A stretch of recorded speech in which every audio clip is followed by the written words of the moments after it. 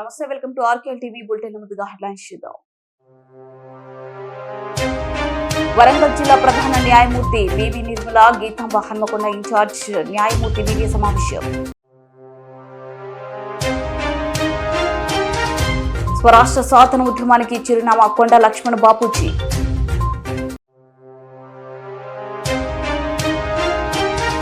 కట్టుకున్న భర్తపై హత్యాయత్నం చేసిన భార్య. కామారెడ్డి జిల్లా నాగిరెడ్డిపేట్.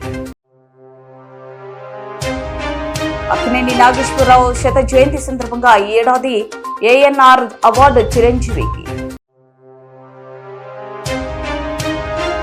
ఈ రోజు జరిగినటువంటి మీటింగ్ లో టీడీపీ మినిస్టర్ నారా లోకేష్ బంగారుపాలెం రావడం జరిగింది. వరంగల్ జిల్లా ప్రధాన న్యాయమూర్తి బివి నిర్మల గీతాంబ హన్మకొండ ఇన్ఛార్జ్ ప్రధాన న్యాయమూర్తి బి అపర్ణాదేవి నిర్వహించిన ప్రింట్ అండ్ ఎలక్ట్రానిక్ మీడియా సమావేశంలో ప్రధాన న్యాయమూర్తులు మాట్లాడుతూ జాతీయ మరియు రాష్ట్ర న్యాయ సేవాధికార సంస్థలు ఆదేశాలను అనుసరించి వరంగల్ జిల్లా న్యాయ సేవాధికార సంస్థ నేడు జాతీయ లోక్ అదాలత్ను వరంగల్, హన్మకొండ జిల్లా కోర్టులు మరియు నర్సంపేట పరకాల మండల కోర్టులలో నిర్వహించడానికి అన్ని ఏర్పాట్లు పూర్తి చేశారని తెలిపారు. కనుక కక్షిదారులు తమ వీలును బట్టి తమ కేసులను రాజీ కుదుర్చుకోవాల్సిందిగా విజ్ఞప్తి చేశారు. ఈ జాతీయ లోక్ అదాలత్లో రాజీ పడదు క్రిమినల్, సివిల్ కేసులు, భూతగాదాలు కేసులు, మోటార్ వెహికల్ యాక్సిడెంట్ కేసులు, వివాహం మరియు కుటుంబ తగాదా కేసులు, bank cheque bounce, electricity chit fund, disaster management కేసులు, ఇన్సూరెన్స్ కేసులు, ఎక్స్చేంజ్ కేసులు, విద్యుత్ చోరీ, కన్సూమర్ ఫోరం కేసులు, ట్రాఫిక్ చలాన్ కేసులు మరియు ప్రీ లిటిగేషన్ కేసులు మరియు ఇతర రాజీ పడదగు కేసులను ఇరు పక్షాల అంగీకారంతో పరిష్కరించుటకు సిద్ధంగా ఉన్నామని తెలిపారు. పార్టీషన్ కేసులు అంటే కుటుంబ ఆస్తి తగాదాలు ఏమన్నా ఉన్నాయి, వాటిలో వాళ్ళ యొక్క హక్కుల గురించి కానివ్వండి, వాళ్ళకి రావాల్సిన వాటాల గురించి కానివ్వండి, ఇటువంటివన్నీ కూడా రాజీ పడదగ్గ కేసులు. ఇటువంటి కేసులన్నిటిని కూడా రాజీ చేయడం కోసం అనేసి మన జాతీయ న్యాయ సేవాధికార సంస్థ ఈ నెల 28/9/2024 అంటే శనివారము, వచ్చే శనివారం రోజు మనకు ఈ నేషనల్ లోక్ అదాలత్ అనేది మన రాష్ట్ర న్యాయ సేవాధికార సంస్థ చైర్మన్ గారి యొక్క ఆదేశాల మేరకు, ఎగ్జిక్యూటివ్ చైర్మన్ గారి యొక్క ఆదేశాల మేరకు ఇక్కడ వరంగల్ జిల్లా మొత్తం కూడా, అదేవిధంగా స్టేట్ మొత్తం కూడా, రాష్ట్రం మొత్తం కూడా చాలా బెంచ్లు కూడా మేము క్రియేట్ చేశాము. దానికి ప్రిసైడింగ్ ఆఫీసర్స్ కూడా న్యాయాధికారులు ఉంటారు. మీకు సలహా ఇవ్వడానికి డిఎల్ఎస్ఏ న్యాయ సేవాధికార సంస్థలో ఉన్న డిస్ట్రిక్ట్ లెవెల్లో ఉన్న న్యాయ అధికారి ఉంటారు, సెక్రటరీ గారు ఉంటారు. అవన్నీ కూడా మీరు దీంతో పాటు మేము ప్రీ లోక్ అదాలత్లు కూడా కండక్ట్ చేస్తున్నాము. సో ఎప్పుడైనా కూడా వచ్చి మీరు మీ కేసుని రాజీ పరుచుకోవచ్చు. రాజీ పడడం వల్ల మీకు వచ్చే ఉపయోగాలు ఏమంటే, దాని మీద అప్పీల్ ఉండదు, వెంటనే మీ సమస్యలు పరిష్కారం అవుతాయి, సామరస్యంగా పరిష్కారం అవుతాయి, ఎవరికి ఎటువంటి బాధ ఉండదు, నష్టము ఉండదు. దానివల్ల మీ యొక్క సమయము, డబ్బు, మీ యొక్క మనశ్శాంతి, మీ ఆరోగ్యము అన్నిటినీ కూడా తొందరగా మీరు తిరిగి పొందే అవకాశం ఉంటుంది. అదేవిధంగా ప్రజలు, న్యాయవాదులు, పాత్రికేయ మిత్రులు, పోలీసు శాఖ వాళ్ళు, రెవెన్యూ డిపార్ట్మెంట్ వాళ్ళు, కలెక్టర్, గవర్నమెంట్ అన్ని వింగ్స్ వాళ్ళు కూడా ఎంతో వాళ్ళ యొక్క సహాయ సహకారాలు అందిస్తున్నారు. ఈ అవకాశాన్ని మీరు ఎటువంటి డిస్ప్యూట్స్ ఉన్న ఆ రోజు వచ్చినా కూడా మేము సమస్యను బెంచెస్ క్రియేట్ చేయడం జరుగుతుంది. అదేవిధంగా దూరం నుంచి వచ్చిన వాళ్ళకి ఆహార పదార్థాలు, అలాగే వాటరు, ఇవన్నీ కూడా సప్లై చేయడం జరుగుతుంది. ఎటువంటి ఇబ్బందులకి గురి కావాల్సిన అవసరం ఉండదు. ఎటువంటి ప్రాబ్లమ్స్ ఏమన్నా ఉన్నా కానీ న్యాయ సేవాధికార సంస్థ యొక్క సెక్రటరీ గారు సాయికుమార్ గారి దగ్గరికి తీసుకొని వస్తే ఆయన మీకు సరైన సలహాలు, అవన్నీ సూచనలు ఇచ్చి మీ సమస్యలని సామరస్యంగా పరిష్కరించుకునే విధంగా మీకు సహాయం చేయగలరు. కాబట్టి మీరు ఈ యొక్క అవకాశాన్ని సద్వినియోగం చేసుకొని ఎక్కువ కేసులు పరిష్కరించుకోవాలని మనస్ఫూర్తిగా కోరుకుంటున్నాను. ధన్యవాదాలు. గౌరవ జాతీయ మరియు రాష్ట్ర న్యాయ సేవాధికార సంస్థల ఆదేశాల అనుసరించి మన హన్మకొండ జిల్లా న్యాయ సేవాధికార సంస్థ తేదీ 28/9/2024 శనివారం రోజున జాతీయ లోక్ అదాలత్ను హన్మకొండ జిల్లా కోర్టులో మరియు పరకాల జిల్లా కోర్టులో నిర్వహించుతున్నాము. ఈ జాతీయ లోక్ అదాలత్లో రాజీ పడదగు క్రిమినల్, సివిల్ కేసులు, భూ తగాదా కేసులు, మోటార్ వెహికల్ యాక్సిడెంట్ కేసులు, వివాహ మరియు కుటుంబ తగాదా కేసులు, బ్యాంకింగ్ ఇన్సూరెన్స్ కేసులు, ఎక్సైజ్ కేసులు, ప్రీ లిటిగేషన్ కేసులు మరియు ఇతర రాజీ పడదగు కేసులను ఇరు పక్షాల అంగీకారంతో పరిష్కరించుటకు సిద్ధంగా ఉన్నామని తెలుపుతున్నాము. కావున ఈ జాతీయ లోక్ అదాలత్ నందు కక్షిదారులు హాజరయ్యి తమ తమ కేసులను పరిష్కరించిన కేసులలో కక్షిదారులకు నోటీసులు జారీ చేసి రాజమార్గం ద్వారా కేసులను పరిష్కరించుకోవాలని విజ్ఞప్తి చేస్తున్నాము. వీటిలో క్రిమినల్ కేసులు 737, ఎన్ఐ యాక్ట్ కేసులు 74, ఎంఏసిటి కేసులు 47, బ్యాంక్ రికవరీ కేసులు 18, వివాహ సంబంధిత కేసులు 76, అదర్ సివిల్ కేసులు 92 మరియు ప్రీ లిటిగేషన్ బ్యాంక్ కేసులు 747, ప్రీ లిటిగేషన్ బిఎస్ఎన్ఎల్ కేసులు 269. ఈ కేసులను పరిష్కరించుటకు హన్మకొండ జిల్లాలో 8 బెంచ్లు, పరకాల కోర్టులో 1 బెంచ్ ఏర్పాటు చేయడం జరిగింది. లోక్ అదాలత్ పట్ల ఎటువంటి సలహాలకైనను, సందేహాలకైనను, ఏదైనా న్యాయ సహాయం కోసం అయినను న్యాయ సేవాధికారి సంస్థను ఆశ్రయించి ఉచిత న్యాయ సలహాలు, సూచనలు పొందవలసిందిగా తెలియజేస్తున్నాము. అందరికీ ధన్యవాదాలు. Thank you. వాట్సాప్ ఉందా లేకపోతే గ్రూప్ కి పెట్టేసి thank you very much Anantha. Thank you. నమస్తే.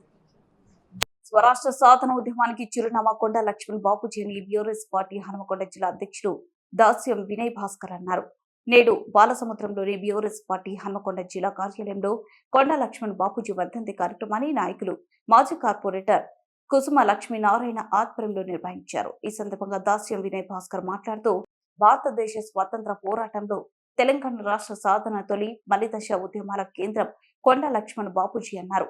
తెలంగాణ కోసం మంత్రి పదవిని సైతం తృణపాయంగా వదులుకున్న నిజమైన నాయకుడు కొండా లక్ష్మణ్ బాపూజీ అని తెలిపారు. వారి ఆశయ సాధన కోసము పునరంకితమైందని చెప్పి ఈరోజు బీఆర్ఎస్ పార్టీ శ్రేణులందరూ కూడా సమావేశమై ప్రతిజ్ఞ పూనడం జరిగింది. వారు తొలి దశ నుంచి మలి దశ వరకు కూడా తెలంగాణ సాధించే వరకు నీతి నిజాయితీ నిబద్ధతని తెలంగాణ రాష్ట్ర సాధన కోసం ఉద్యమించినటువంటి మహనీయులు. మరి వారి బాటలో వారి సూచనల మేరకు వారితో కలిసి పనిచేసి వారి ఆశయ సాధన కోసం చేయడం జరిగింది. టీఆర్ఎస్ పార్టీ స్థాపించిన తొలి రోజులలో తన అధికారిక నివాసమైనటువంటి జలదృశ్యాన్ని కూడా తెలంగాణ రాష్ట్ర సమితి కోసం, తెలంగాణ రాష్ట్ర సాధన కోసము మరి ఇచ్చి ఆ రోజు తన నిబద్ధతను చాటుకున్నటువంటి మహనీయులు కొండా లక్ష్మణ్ బాపూజీ. వారి మీద గౌరవంతో తెలంగాణ రాష్ట్రం సాధించిన తర్వాత ఆనాటి ఉద్యమ నేత తెలంగాణ తొలి ముఖ్యమంత్రి కేసీఆర్ గారు వారికి ఘనంగా నివాళులు అర్పించడమే కాకుండా వారు చేసినటువంటి త్యాగాన్ని గుర్తింపు వచ్చి మరి రాబోయే తరాలను కూడా తెలియజేసే విధంగా తెలంగాణ రాష్ట్రంలో ఒక వారి పేరిట తెలంగాణ హార్టికల్చర్ యూనివర్సిటీ కూడా నామకరణం చేయడం జరిగింది. మరి అదేవిధంగా వారు అనేక సందర్భాలలో మరి తెలంగాణ రాష్ట్ర సాధన కోసం మరి మంత్రి పదవిని కూడా మరి రాజీనామా చేసి తన నిబద్ధతను చాటుకున్నటువంటి మహనీయులు. అదేవిధంగా తెలంగాణ రాష్ట్ర సాధన కాకుండా సమాజంలో మరి 50% పైచిలుకున్నటువంటి బీసీ వర్గాలకు కూడా న్యాయం చేయాలని చెప్పి అనేక సందర్భాలలో అనేక సభలలో సమావేశాలలో చెప్పడం జరిగింది. భాగంగానే మొన్న కాంగ్రెస్ పార్టీ కామారెడ్డి డిక్లరేషన్లో 42% బీసీలకు రిజర్వేషన్ కల్పిస్తా ఉన్నటువంటి డిమాండ్ను ఖచ్చితంగా కొండా లక్ష్మణ్ బాపూజీ గారు ఇచ్చినటువంటి స్ఫూర్తితో మేము డిమాండ్ చేస్తాం. టీఆర్ఎస్ పార్టీ కూడా దీనిపైన మద్దతు తెలిపి ఖచ్చితంగా కామారెడ్డి డిక్లరేషన్ అమలయ్యేదని కూడా పోరాడాలని వర్కింగ్ ప్రెసిడెంట్ కేటీఆర్ గారు పిలుపుకోవడం జరిగింది. ఖచ్చితంగా మరి సమాజంలో ఉన్నటువంటి అట్టడుగు వర్గాల అభ్యున్నతి కోసం పాటుపడడం ఇదే వారికి ఘనమైనటువంటి నివాళులు అనుకునే సందర్భంగా తెలియజేసుకుంటూ మరి వారికి మరి నివాళులు అర్పిస్తూ ఈరోజు మరి బీసీ రిజర్వేషన్ కోసం కూడా పునరంకితమైతం పోరాటం పునరంకితం. కట్టుకున్న భర్తపై హత్యాయత్నం చేసిన భార్య కామారెడ్డి జిల్లా నాగిరెడ్డిపేట మండల కేంద్రంలోని బంజారా తండాలో ఈ నెల 15 అర్ధరాత్రి ధారావత్ నిర్మల తన భర్త అయిన ధారావత్ మోహన్ పై గొడ్డలితో దాడి చేసి మెడను నరికిందని చనిపోయాడని అనుకుని భావించి ధారావత్ నిర్మల పారిపోగా గోపాల్పేట బస్టాండ్ వద్ద శుక్రవారం పట్టుకుని అరెస్ట్ చేశామని సీఐ తెలిపారు. ఆయన తెలిపిన వివరాల ప్రకారం ధారావత్ మోహన్ ఆరోగ్యంగా బాగలేకపోవడంతో మందుల కోసం ప్రతి నెల భారీగా డబ్బులు ఖర్చు అవుతున్నాయని భార్య నిర్మల భావించిందని, పైగా అతనితో సంసారంలో సుఖంలో సఖ్యత లేకపోవడంతో మానసికంగా బాధపడుతుండేదని తెలిపారు. ఈ క్రమంలోనే నిర్మల కళ్ళు తాగడానికి బాగా అలవాటు పడి కళ్ళుకు బానిసై ఎలాగైనా తన భర్తను వదిలించుకోవాలని బలంగా నిర్ణయించుకుందన్నారు. అందులో భాగంగా ఈ నెల 18వ తేదీన అర్ధరాత్రి ఇంట్లో తన కుమారుడిని వేరే గదిలో పడుకోబెట్టి భార్యాభర్తలిద్దరూ తమ రూమ్లో బెడ్పై పడుకున్నారని తెలిపారు.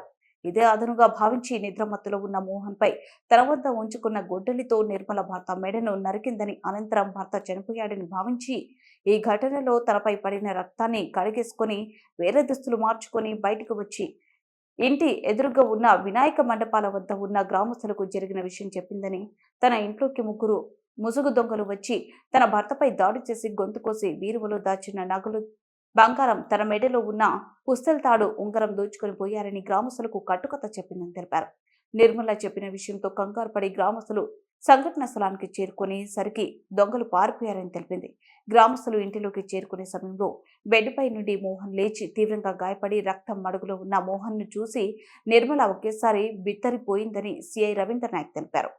చనిపోయాడని భావించిన మోహన్ బతికి ఉన్నాడని ఆశ్చర్యానికి గురై నోరెళ్లబెట్టిందని, దీంతో భయపడి దాడికి ఉపయోగించిన గొడ్డలిని రేకుల షెడ్డులో దాచిపెట్టి అక్కడి నుండి నిర్మల పరారైందని సిఐ వివరించారు. ఇంట్లో దొంగలు పడ్డారని, దొంగతనం జరిగిందని చెప్పడం పూర్తిగా అబద్ధమని, ఇది ఒక కట్టుకథ అని నిర్మల ఆడిన నాటకమని సిఐ తెలిపారు.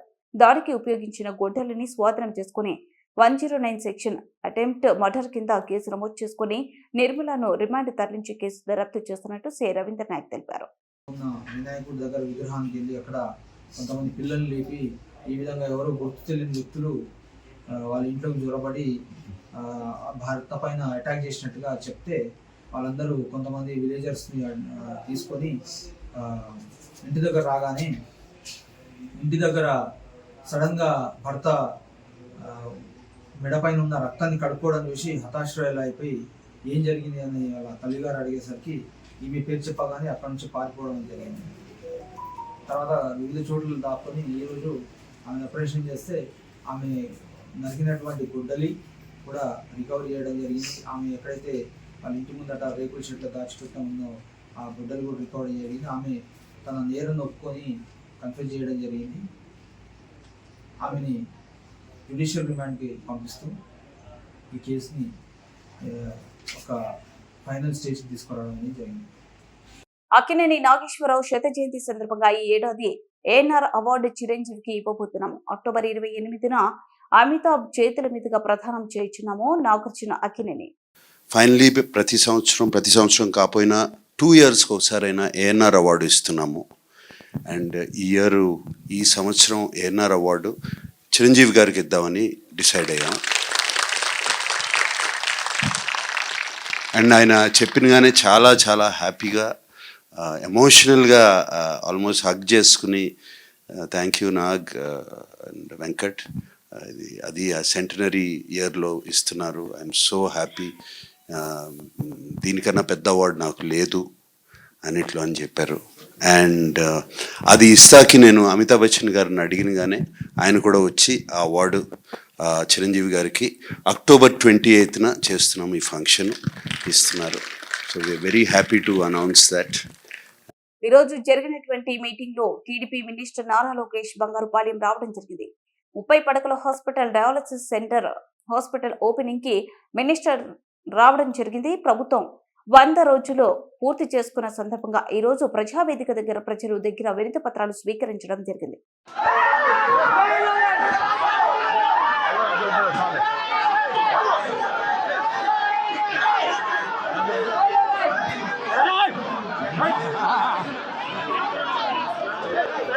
రామ్నగర్ బన్నీ చిత్రం యూనిట్ సభ్యులు పాల్గొనే బుల్లితెర మెగాస్టార్ ప్రభాకర్, చిత్ర హీరో చంద్రహాస్, హీరోయిన్ ముగ్గురు పాల్గొని Ramnagar Bunny cinema team Warangal media సమావేశంలో కలిసి వారితో ముచ్చటించి తమ సినిమా గురించి మాట్లాడతారు. ఇప్పటికే విడుదలైన సినిమా టీజర్ కి సాంగ్ కి మంచి పేరు వచ్చిన సంగతి తెలిసిందే. సినిమా టీం హీరో చంద్రహాస్, దర్శకుడు శ్రీనివాస్ మహాత్, నిర్మాత మలయాజ ప్రభాకర్, హీరోయిన్స్ విస్మయాశ్రీ, రీచా జోషి, అంబికా వాణి, ఆర్టిస్ట్ ఈటీవీ ప్రభాకర్ పాల్గొంటున్నారు. సో వాళ్ళు మన సినిమాని నచ్చి తీసుకున్నారు. వాళ్ళు డిసైడ్ చేస్తారు సార్ థియేటర్స్. డెఫినెట్గా వాళ్ళ మాకు నమ్మకం ఉంది. ఎందుకంటే ఈ మధ్య కాలంలో ఒక 1 year నుంచి మాత్రం పెద్ద పెద్ద సక్సెస్లన్నీ చేసింది వాళ్ళు. అది చిన్న సినిమా అవ్వచ్చు, పెద్ద సినిమా అవ్వచ్చు, బట్ పెద్ద సక్సెస్లన్నీ చేసింది వాళ్ళే కాబట్టి వాళ్ళే డిసైడ్ చేస్తారు.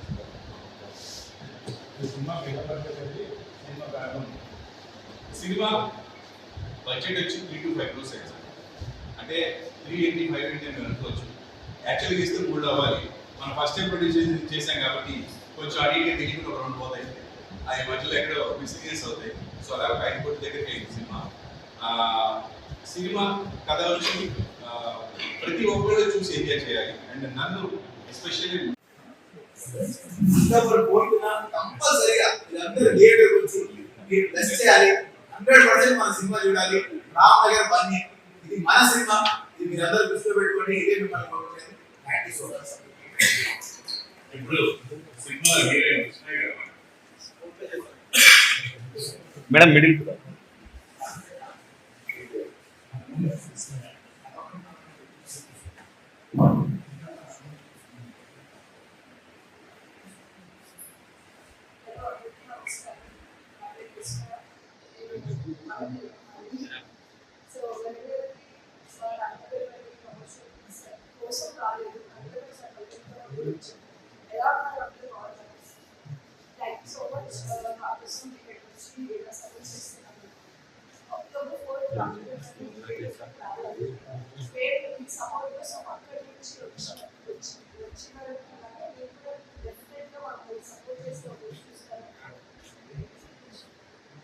ఇంకో హీరోయిన్ రీచా.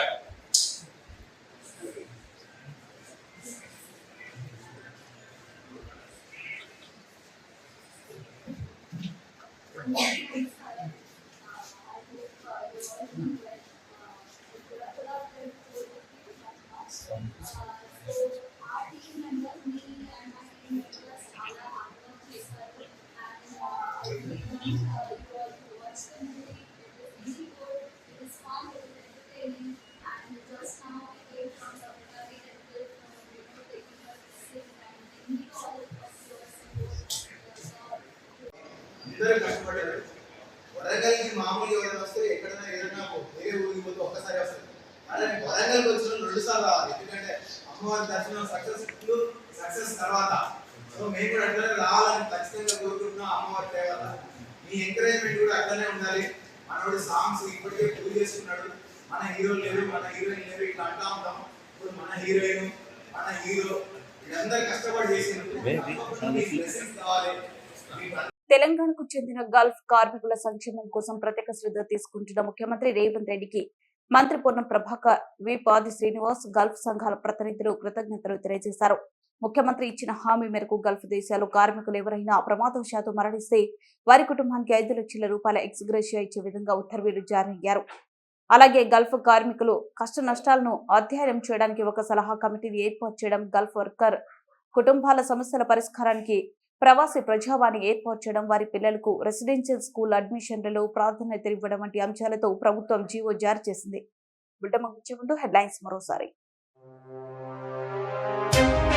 వరంగల్ జిల్లా ప్రధాన న్యాయమూర్తి బివి నిర్మల, గీతాంబ హన్మకొండ ఇన్ఛార్జ్ న్యాయమూర్తి మీడియా సమావేశం. స్వరాష్ట్ర సాధన ఉద్యమానికి చిరునామా కొండ లక్ష్మణ బాపూజీ.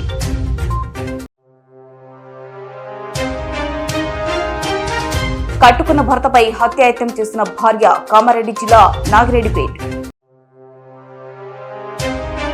అక్కినేని నాగేశ్వరరావు శత జయంతి సందర్భంగా ఈ ఏడాది ఏఎన్ఆర్ అవార్డు చిరంజీవికి. ఈ రోజు జరిగినటువంటి మీటింగ్ లో టీడీపీ మినిస్టర్ నారా లోకేష్ బంగారుపాలెం రావడం జరిగింది.